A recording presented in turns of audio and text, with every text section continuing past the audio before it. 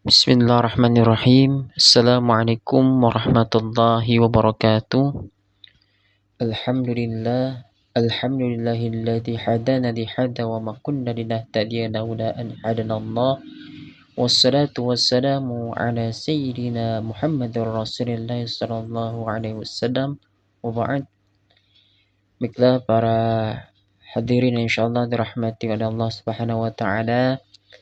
Kali ini Al-Fakir akan mengaji kitab Nihayatuz Zain karangan dari Al-Imam Al-Alama Al-Syekh Muhammad Nawawi bin Umar Al-Jawi Al-Bantani At-Tanari Asy-Syafi'i atau dikenal dengan Asy-Syekh Nawawi Al-Bantani, yakni beliau lahir di Tanara, Serang sekitar tahun 1230 Hijriah atau 1813 Masehi. Kemudian beliau wafat itu di Mekah, yakni di Hijaz sekitar tahun 1314 Hijriah atau 1897 Masehi. Beliau ini adalah seorang alim ulama besar yang berasal dari Indonesia dengan taraf internasional. Dan beliau juga menjadi Imam Masjidil Haram di Saudi Arabia. Beliau ini bergelar Al-Bantani karena berasal dari Banten, Indonesia. Kemudian beliau adalah seorang ulama dan intelektual yang sangat produktif menulis kitab. Kurang lebih jumlah kitabnya itu 115 kitab atau 116 kitab yang meliputi bidang fikih, tauhid, tasawuf, tafsir, dan hadis.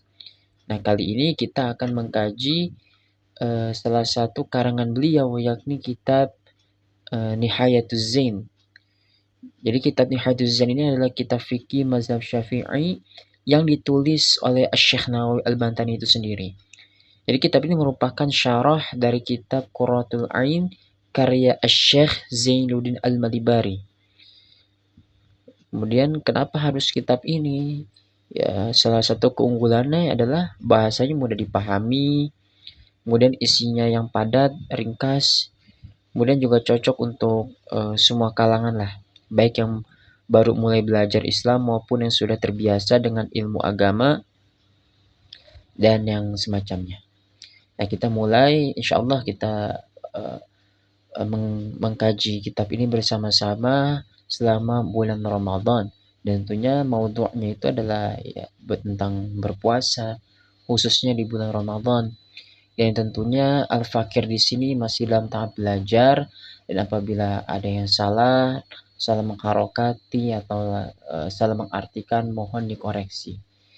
Bismillahirrahmanirrahim. Baiklah, kita mulai saja. Sallallahu yanfa'ana bihim wa bi'ulumihim fid dharaini. Amin. Bismillahirrahmanirrahim. Babus Saumi.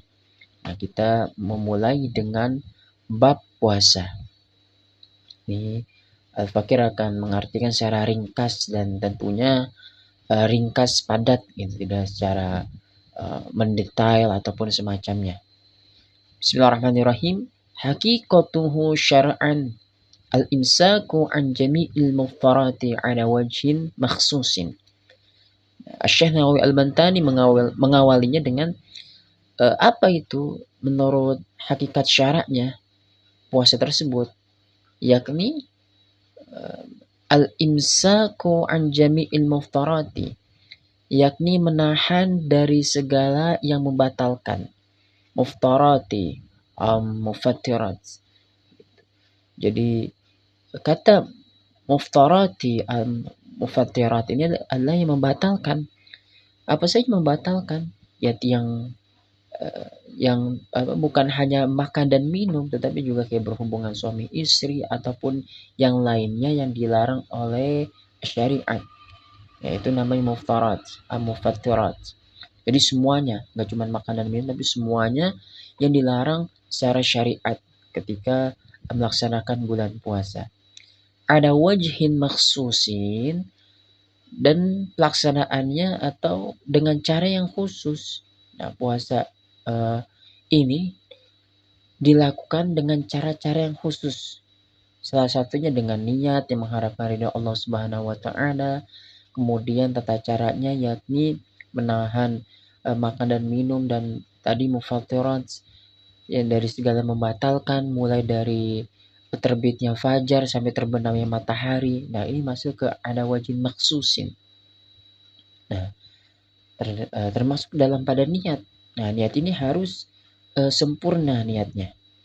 Jadi dikatakan dalam kitab Mu'jamul Kabair, dalam hadis At-Tabrani disebutkan bahwasanya niatul mu'min khairu min amalihi, wa fi riwayatin niatul mu'min ablagu min amalihi. Nah, jadi yang pertama-tama adalah niat. Niat itu lebih baik, niat seorang mukmin itu lebih baik dari perbuatan seorang mukmin itu sendiri. Bahkan ablagu min amalihi, bahkan lebih utama daripada perbuatan itu sendiri. Nah, jadi niat itu sangat penting.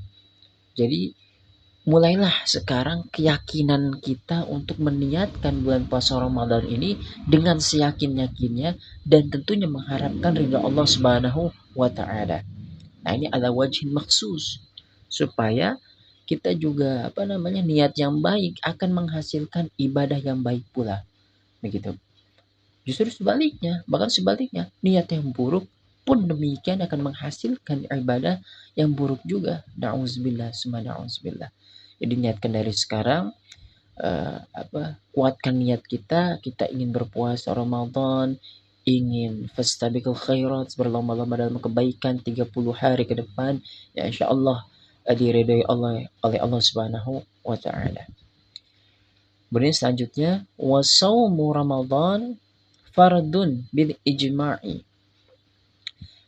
Puasa Ramadan itu hukumnya adalah fardu bil ijma'i, dalam kesepakatan para alim ulama.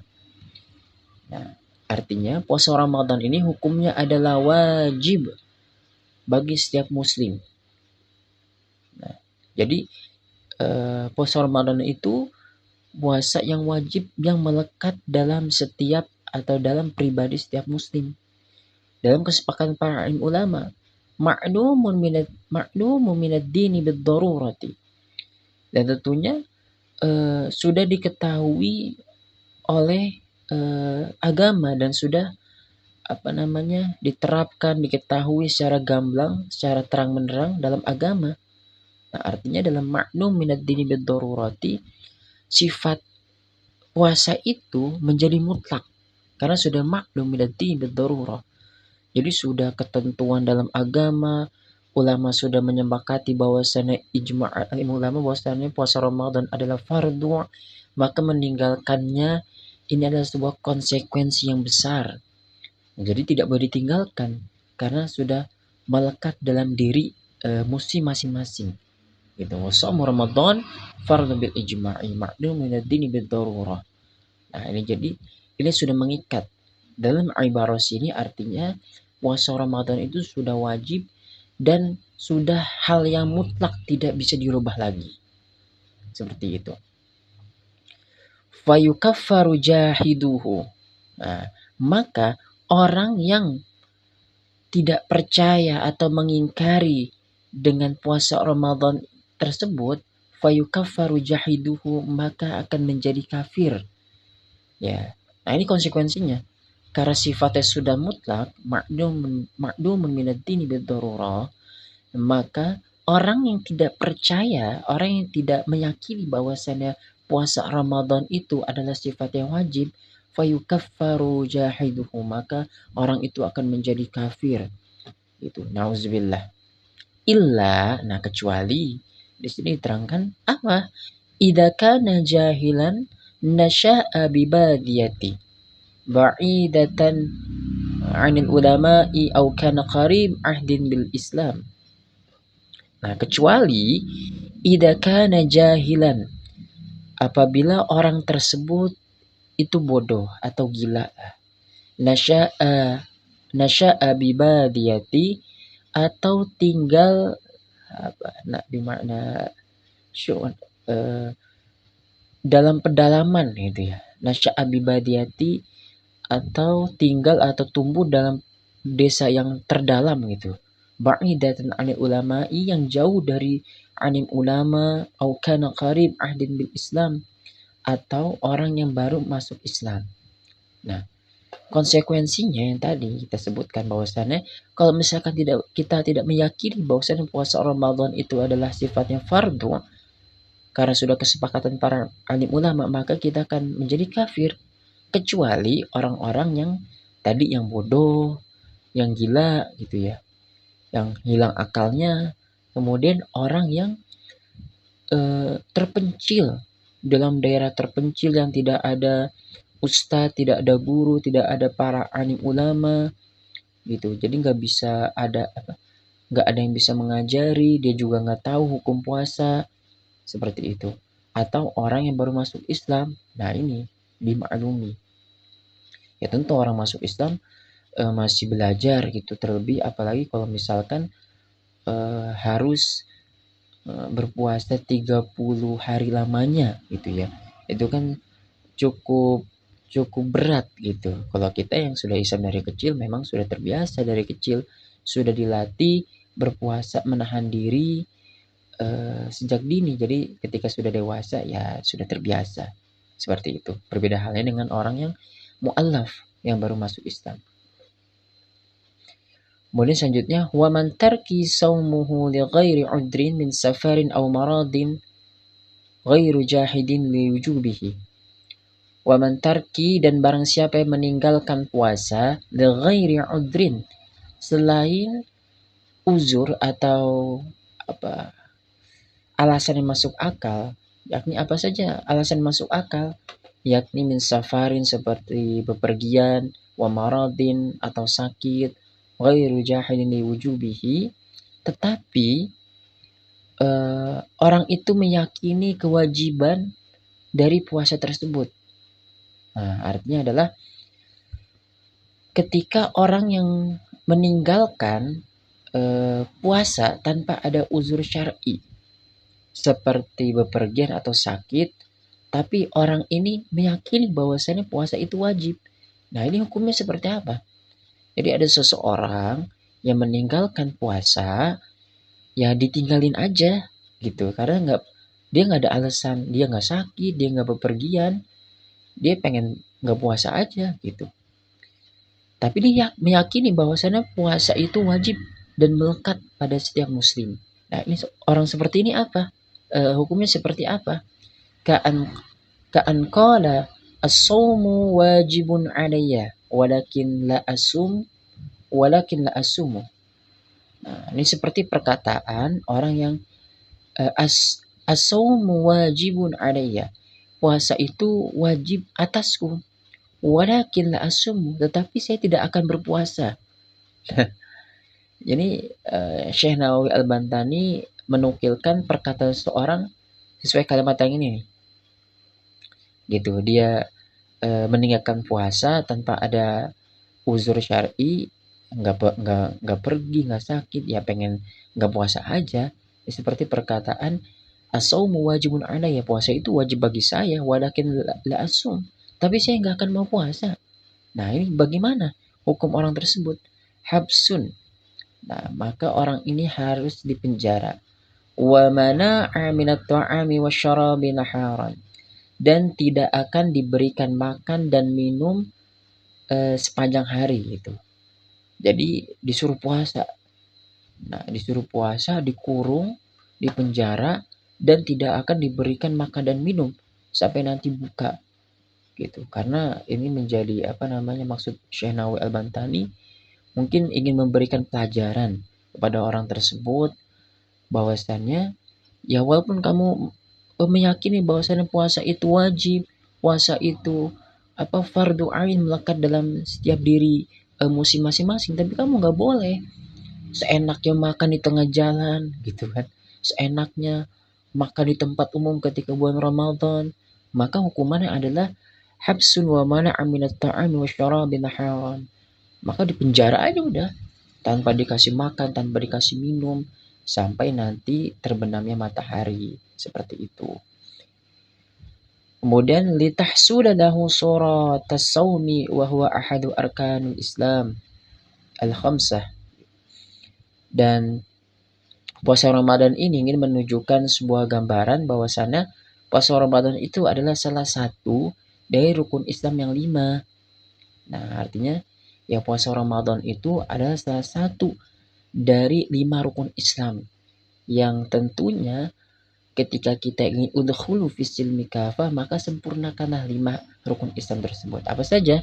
Wahiyya syahadatu alla ilaha illallah wa anna muhammadar rasulullah, yakni bersaksi bahwasannya eh, tiada sesembahan yang patut disembah kecuali Allah, dan Nabi Muhammad SAW adalah utusan Allah. Wa iqamus shalah, yakni mendirikan salat, wa itauz zakah, kemudian tunaikan zakat. Kemudian ini wasaumu Ramadan, dan tunaikanlah atau laksanakanlah puasa Ramadan, wa hajjal bait man istata'a ilaihi sabila. Kemudian pergilah haji bila mampu.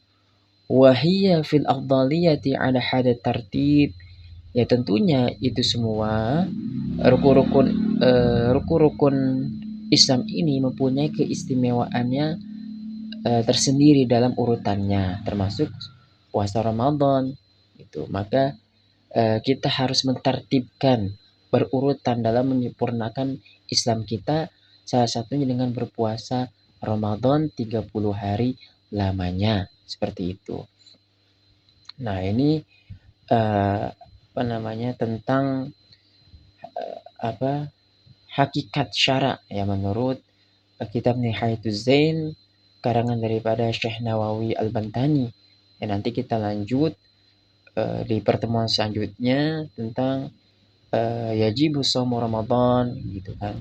Jadi kewajiban dalam berpuasa Ramadan itu apa saja? Nanti kita bahas di pertemuan selanjutnya. Ya, insyaallah pertemuan ini menjadi berkah untuk kita, dan tentunya kita berharap semoga puasa Ramadan pada tahun ini kita bisa berjalan dengan lancar, dan tentunya kita mengharapkan ridha dari Allah Subhanahu wa taala dan keberkahan dunia dan akhirat. Wallahu a'lam bishawab. Wallahu muwaffiq ila aqwamit thoriq. Assalamualaikum warahmatullahi wabarakatuh.